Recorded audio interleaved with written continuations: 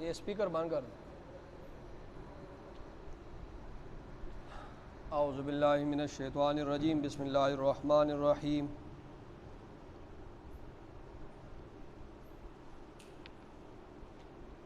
وَلَا تَنكِحُوا الْمُشْرِكَاتِ حَتَّى يُؤْمِنْ وَلَأَمَةٌ مُؤْمِنَةٌ خَيْرٌ مِّن مُّشْرِكَةٍ وَلَوْ أَعْجَبَتْكُمْ وَلَا تُنكِحُوا الْمُشْرِكِينَ حَتَّى يُؤْمِنُوا وَلَعَبْدٌ مُّؤْمِنٌ خَيْرٌ مِّن مُّشْرِكٍ وَلَوْ أَعْجَبَكُمْ أُولَٰئِكَ يَدْعُونَ إِلَى النَّارِ وَاللَّهُ يَدْعُو إِلَى الْجَنَّةِ وَالْمَغْفِرَةِ بِإِذْنِهِ وَيُبَيِّنُ آيَاتِهِ لِلنَّاسِ لَعَلَّهُمْ يَتَذَكَّرُونَ۔ صدق اللہ العظیم۔ یہ ایک آیت ہے، بس اس کا ترجمہ اور تفسیر ہوگی۔ پہلے ترجمہ سن لیں۔ وَلَا تَنكِحُوا الْمُشْرِكَاتِ، وَلَا تَنكِحُوا الْمُشْرِكَاتِ، اور تم نے نکاح نہ کرو شرک کرنے والی عورتوں کے ساتھ۔ وَلَا تَنكِحُوا، اور تم نکاح نہ کرو المشرکات، شرک کرنے والی عورتوں کے ساتھ، حتیٰ، یہاں تک کہ یؤمن، وہ ایمان لے آئے۔ تم شرک کرنے والی عورتوں کے ساتھ نکاح نہ کرو یہاں تک کہ وہ ایمان لے آئے۔ وَلَا أَمَةٌ، اور البتہ لونڈی، مؤمنۃ، مومنہ، خیر، یہ بہتر ہے، من مشرکۃ، شرک کرنے والی عورت سے۔ وَلَوْ، اور اگرچہ أَعْجَبَتْكُمْ، وہ شرک کرنے والی عورت تمہیں پسند ہی کیوں نہ ہو۔ وَلَوْ، اور اگرچہ أَعْجَبَتْكُمْ، تمہیں وہ پسند ہی کیوں نہ ہو۔ تو یہ لونڈی، مومنہ لونڈی جو ہے، یہ شرک کرنے والی عورت سے بہتر ہے، ٹھیک ہے۔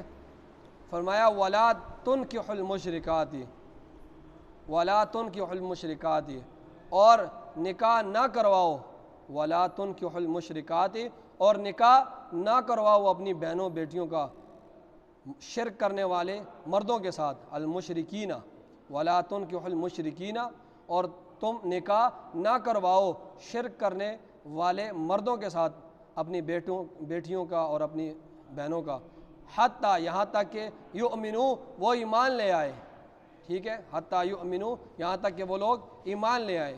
وَلَعَبْدٌ، اور البتہ غلام، مومن غلام، خیر، یہ بہتر ہے، من مشرکن، شرک کرنے والے مرد سے۔ وَلَوْ أَعْجَبَكُمْ، اگرچہ وہ تمہیں اچھا لگے، اگرچہ وہ مشرک تمہیں اچھا ہی کیوں نہ لگے، بھلا ہی کیوں نہ لگے، پسند ہی کیوں نہ ہو تمہیں۔ اولئک، یہ لوگ، یدعون، بلاتے ہیں، الی النار، آگ کی طرف، واللہ، اور اللہ، یدعو، بلاتا ہے، الی الجنت، جنت کی طرف، والمغفرۃ، اور بخشش کی طرف، باذنہ، اپنے حکم سے، ویبین، اور بیان کرتا ہے اللہ تعالیٰ، آیاتہ، اپنے آیات، ویبین، بیان کرتا ہے اللہ، آیاتہ، اپنے آیات، للناس، لوگوں کے لیے، لعلہم یتذکرون، تاکہ وہ نصیحت حاصل کریں۔ اللہ رب العزت اپنی آیات لوگوں کے لیے بیان کرتا ہے، اپنے احکامات، تاکہ لوگ نصیحت حاصل کریں۔ یہ مسائل چل رہے تھے کہ صحابہ کرام کو مسائل تھے، اس میں سے ایک مسئلہ یہ بھی تھا، تو اس کے بارے میں اللہ رب العزت نے ارشاد فرمایا کہ تم لوگ جو ہے شرک کرنے والی عورت کے ساتھ نکاح نہ کرو، شرک کرنے والی عورت کے ساتھ نکاح تمہارے لیے ٹھیک نہیں ہے، اگرچہ وہ تمہیں پسند ہو، اور شرک کرنے والی عورت سے نکاح کرنے سے بہتر تو یہ ہے کہ تم کسی مومنہ لونڈی سے نکاح کر لو، لیکن شرک کرنے والی عورت سے نکاح نہ کرو، اگرچہ وہ تمہیں پسند ہی کیوں نہ ہو۔ تو اللہ رب العزت نے ان آیات میں منع کر دیا، اور پھر فرمایا کہ اپنی بیٹیوں کو اور اپنی بہنوں کو بھی مشرک مردوں کے نکاح میں نہ دو، اگرچہ وہ مشرک مرد تمہیں اچھے کیوں نہ لگے۔ فرمایا اس سے بہتر تو یہ ہے کہ اپنی بہنوں اور بیٹیوں کو ایک غلام، ایسا غلام جو مومن ہو، اس کے نکاح میں دے دو، یہ بہتر ہے بنسبت اس کے کہ ایک شرک کرنے والا جو ہے مرد ہے اور اس کے نکاح میں تم دو۔ فرمایا یہ لوگ تمہیں آگ کی طرف بلاتے ہیں، اور اللہ رب العزت تمہیں جنت اور مغفرت کی طرف بلاتا ہے اپنے حکم سے۔ رسول اللہ صلی اللہ علیہ وسلم نے حدیث شریف میں، آپ صلی اللہ علیہ وسلم کی حدیث ہے، فرمایا 4 باتیں عورت میں دیکھو، لحسنہا، اس کا حسن دیکھو، ولحسبہا، اور اس کا حسب نسب دیکھو، اور فرمایا وَلِمَالِهَا، اور اس کا مال دیکھو، اور فرمایا وَلِدِينِهَا، اور اس کا دین دیکھو، فَاظْفُرْ بِذَاتِ الدِّین، پس تم ترجیح کس کو دو؟ دین کو دو، ٹھیک ہے۔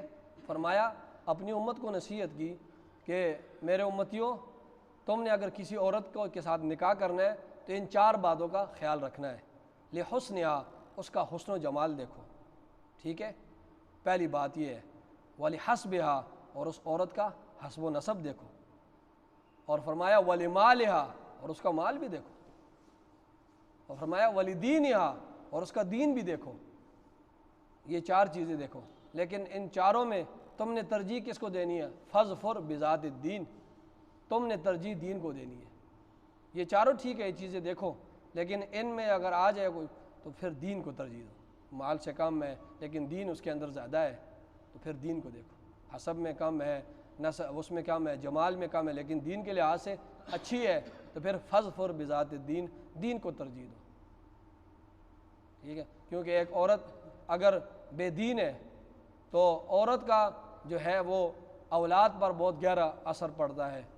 سب سے پہلا مدرسہ بچوں کے لیے وہ ماں ہوتی ہے، تو اگر عورت بے دین ہے تو اس کے بچے بھی بے دین ہوں گے، اور اگر عورت دیندار ہے تو کئی ایسے واقعات ہیں، جتنے بھی یہ ایسے لوگ آپ نے دیکھے ہیں کہ ان کی والدہ کی وجہ سے آپ نے واقعات بھی سنے، شاہ عبد القادر جیلانی رحمۃ اللہ علیہ، یا اس طرح ان کی والدہ جو ہے ایسے ایسے بزرگ دیکھے کہ ان کی والدہ جو تھی وہ وضو کی حالت میں بچے کو دودھ پلاتی تھی، اور اسی طرح قرآن پڑھتے ہوئے دودھ پلاتی تھی۔ پھر ایسے جب مائیں ہوتی تھی تو پھر وہ بچے بھی اولیاء اللہ اور دین کا گہرا اثر ان پر پڑتا تھا۔ تو فرمایا دین کو ترجیح دو، ٹھیک ہے۔ اور فرمایا اگر تم جو ہے اپنی بہنوں کو اور اپنی بیٹیوں کو بھی نکاح میں دو تو پھر اس میں بھی مرد کو دیکھو، ٹھیک ہے، اس کا عقیدہ دیکھو۔ اس وقت تو شرک تھا، آج کل تو بڑے فرقے آ گئے ہیں، قادیانی الگ ہے اور ان منکر حدیث الگ ہے، اور اسی طرح رافضی الگ ہیں۔ تو ہم لوگ کیا دیکھتے ہیں، لڑکا، صحیح بات ہے، یہ میں دل سے بات کر رہا ہوں، ہم لوگ کبھی بھی نہیں پوچھتے یار یہ عقیدہ اس کا کیا ہے۔ ہم کہتے ہیں تعلیم ہے، اچھی تعلیم ہے، اچھا جی، مال ہے اس کے پاس اور اچھی نوکری ہے اس کے پاس، خوبصورت لڑکا ہے اور کوٹھی اور بنگلہ اور کار ہے اس کے پاس، بس۔ آپ نے نہیں سنا ہوگا، بہت اکا دکا سنا ہوگا، یار یہ بندہ نماز بھی پڑھتا ہے یا نہیں پڑھتا، 5 وقت کا نمازی ہے یا نہیں ہے، دین کے لحاظ سے کیسے، نہیں پوچھیں گے، کبھی بھی نہیں پوچھیں گے۔ جب بھی جائیں گے رشتے کے لیے تو کہیں گے لڑکے والوں کا گھر اپنا ہے، ہاں اپنا ہے جی، لڑکا کیا کرتا ہے جی، ملازم ہے، اچھا اچھا، تو گاڑی وغیرہ ٹھیک ہے، بس ٹھیک ہے، لڑکی دے دو۔ کوئی اس کا عقیدہ نہیں ہے، بس اپنی بیٹی اپنی بہن کا رشتہ اس کے ہاتھ میں تھما دیتے ہیں۔ یہ نہیں دیکھتے کہ اب ہم اپنی بیٹی کا ایمان کا سودا کر رہے ہیں، جب وہ اس گھر میں جائے گی تو جس طرح اس کا عقیدہ ہوگا وہ اس کے اپنے عقیدے میں رنگ دے گی، مرد اپنے عقیدے میں اس کو رنگ دے گا۔ وہ منکر حدیث ہے، وہ قادیانی ہے یا وہ رافضی ہے تو وہ اس کا ایمان تباہ کر دے گی۔ ہم ایمان کی فکر نہیں کرتے، ہم کہتے ہیں لڑکا اچھا ہے، مال و دولت ہے، اچھی نوکری ہے اور خوبصورت ہے، بس ٹھیک ہے دے دو۔ کبھی بھی نہیں پوچھیں گے کہ 5 وقت نماز پڑھتا بھی ہے یا نہیں پڑھتا ہے، تو یہ چیز ہم کبھی بھی نہیں پوچھیں۔ تو اسی سے جو ہے خرابیاں پیدا ہوتی ہیں، بعد میں پھر لوگ روتے ہیں۔ تو ہم ایمان کا سودا کر دیتے ہیں، اپنی بچی اور اپنی بیٹی کو دوسروں کا ہاتھ میں تھما کر اس کا عقیدہ نہیں پوچھیں، آپ کا عقیدہ ٹھیک ہے یا نہیں ہے۔ ابو درداء رضی اللہ تعالیٰ عنہ بہت بڑے صحابی ہیں، امام زہد کے امام ہیں ابو درداء رضی اللہ تعالیٰ عنہ۔ حضرت عمر رضی اللہ تعالیٰ عنہ نے جو ہے ان کو جو ہے روم جب فتح ہوئی وہاں پر قاضی مقرر کیا غالباً، اور دوسری جگہ پر عبداللہ ابن مسعود کو مقرر کیا جب کیسر فتح ہوا، وہ کسرا، اور تیسرا جو قاضی حضرت عمر نے مقرر کیا وہ حضرت علی کو مقرر کیا۔ تو یہ 3 بڑے صحابہ کرام، ابو درداء کوئی چھوٹی شخصیت نہیں ہے، وہ روم اتنا بڑا علاقہ، اس پر صحابہ کتنے زیادہ ہیں، لیکن چھانٹ کر ابو درداء کو نکال کر حضرت عمر جیسی شخصیت، اتنی فراست والی شخصیت وہ پورے صحابہ میں، حالانکہ وہاں وہ جو علاقے فتح کیے تھے وہ صحابہ بھی تھے، وہ بڑے علم والے صحابہ بھی تھے، لیکن آپ حضرت عمر نے اپنی فراست سے ابو دردہ کو نکالا صحابہ میں سے، اور اس اتنے بڑے علاقے میں جو ہے وہ ان کو قاضی اور جج مقرر کیا۔ تو کچھ تھا اس لیے نا۔ ابو دردہ رضی اللہ تعالیٰ عنہ کے پاس ان کے عزیز و اقارب آئے اور کہا کہ آپ کی بیٹی ہے، ہم نے لڑکا دیکھا ہے، بڑا تعلیم یافتہ ہے، اچھا ہے، نمازی بھی ہے، پرہیزگار بھی ہے، سب کچھ ہے۔ تو یہ حضرت ابو دردہ نے فرمایا کہ میں اپنی بیٹی کا رشتہ اسے نہیں دوں گا۔ فرمایا حضرت مال بھی ہے، فرمایا پھر بھی نہیں دوں۔ فرمایا حضرت دیندار بھی ہے، فرمایا پھر بھی نہیں دوں گا۔ فرمایا پھر کیا وجہ ہے؟ فرمایا اس لیے نہیں دوں گا کہ وہ جو لڑکا ہے اس کے گھر میں جو کام کرنے والی وہ لونڈیاں ہیں، ٹھیک ہے، کام کرنے والے لونڈیاں ہیں ساری، مطلب اگر میری بیٹی جائے گی تو یہ اپنی جو ہے خسر کا اور اپنی ساس کی خدمت نہیں کر سکے گی، اور پھر جنت اس کے ہاتھ سے نکل جائے گی۔ وہ لونڈیا سارا دن گھر میں کام کرے گی تو یہ اپنی ساس کی خدمت بھی نہیں کر سکے گی اور اپنے خسر کی خدمت بھی نہیں کر سکے گی، اور اس کی دعائیں نہیں لے سکیں گی، تو اس کے ہاتھ سے جنت چلی جائے گی۔ میں تو یہ کہتا ہوں کہ ساس کی بھی خدمت کرے، اتنی خدمت کرے کہ اس کی دعائیں لے اور جنت میں چلی جائے، تو وہ جب نہیں کرے گی، اس وجہ سے میں اپنی بیٹی اس کو رشتے میں نہیں دیتا۔ آج کل ہم کہتے ہیں کہ ہماری بیٹی گھر کا کام بھی نہیں کرے گی، یہ بھی نہیں کرے گی، یہ بھی نہیں کرے گی، ہاں صرف کپڑی استری کر دے گی اور کچھ نہیں کرے گی۔ اور ابو دردہ کی سوچ پر آپ، اور اگر ہمارا کوئی ایسا ہوتا ہے یار گھر میں نوکرانیاں ہیں اور سب کچھ ہے، ہم تو پھٹ دیتے بس، لیکن ابو دردہ جیسے بڑے صحابی وہ نہیں، انہوں نے فرمایا نہیں۔